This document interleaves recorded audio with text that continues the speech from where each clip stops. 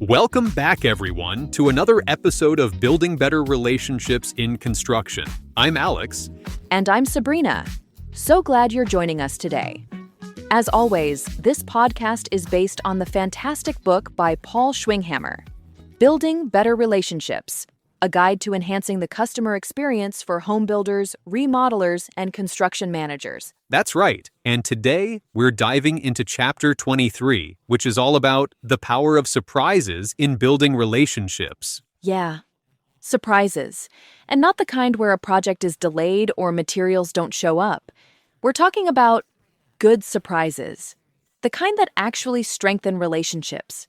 Exactly. Paul really emphasizes how unexpected positive gestures, whether it's for clients, team members, subcontractors, they leave a deep and lasting impression. It's like making a deposit into what he calls the relationship bank account. We've been talking a lot of this concept on our podcast, how positive interactions deposit into the bank account, and how negative ones, like when things don't go as planned or there's miscommunication, can cause those dreaded withdrawals. And it's interesting because in construction, we're so focused on consistency, reliability, timelines, which are all super important.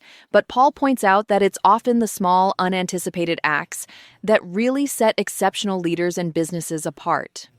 Yeah, it's those moments that tell someone, hey, you matter enough for me to go out of my way.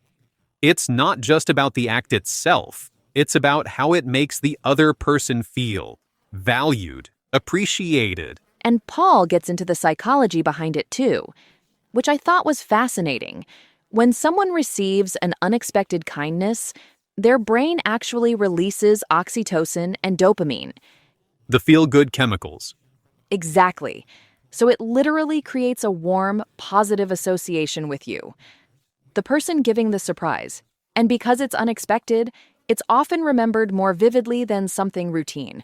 Which makes total sense. I mean, think about it. If you always bring coffee for your crew on Friday, that's nice, but it becomes expected. But if you show up on a random Tuesday during a heat wave with cold drinks and snacks, that really hits different. For sure. And Paul gives some great practical examples too. Like, during a demanding project, just handing a team member a bottle of water or a snack without making a big deal about it. It's a quiet thank you. Shows you see them. You appreciate their effort.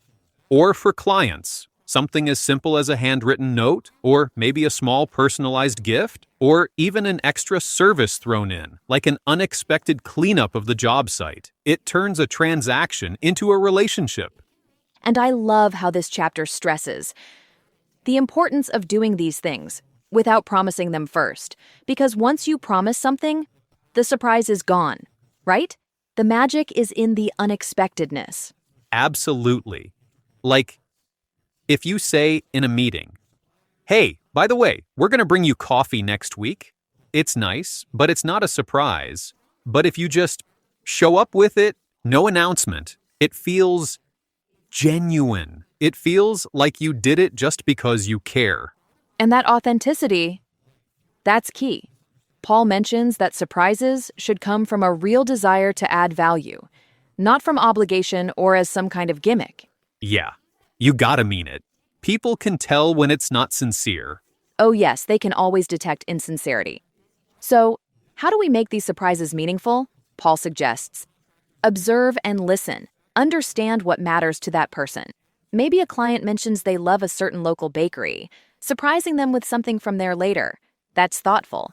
And keeping it simple, small gestures often carry the most weight. You don't have to break the bank. It's the thought that counts. Timing too, doing it when they least expect it, like during a stressful part of the project, or after a really challenging day. And then following up just to show it was genuine, not like, hey, did you like that thing I did? But more, how's everything going? Anything else you need? Exactly. Now, the long-term impact. This is where it really pays off. Paul talks about how these surprises, they're investments. They build loyalty and trust that can weather the tough times, the delays, the unexpected issues that always pop up in construction. Because let's be honest, Every project has its challenges, but if you've built up that goodwill, that emotional bank account with surprises and kindness, clients and team members are more likely to be patient, understanding, even advocates for you. Yeah. They become your biggest fans. They refer you to others. They trust you with future projects because they know you don't just see them as a transaction. You see them as a person. And it creates a culture, right? If you're surprising your team with appreciation, they start doing it for each other, for clients, it becomes part of how you operate. Which just strengthens everything. So, to wrap up, Paul's message is clear. Surprises aren't just nice extras, they're strategic tools for building resilient, rewarding relationships. Couldn't agree more. And hey, if you want to dive deeper into this, and let's be honest, you really should.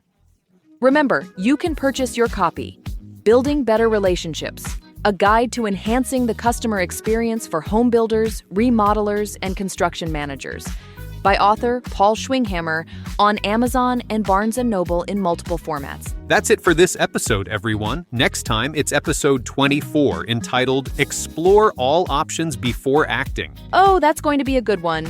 Until next time, keep making those deposits. And thanks for tuning in to Building Better Relationships in Construction. Bye for now.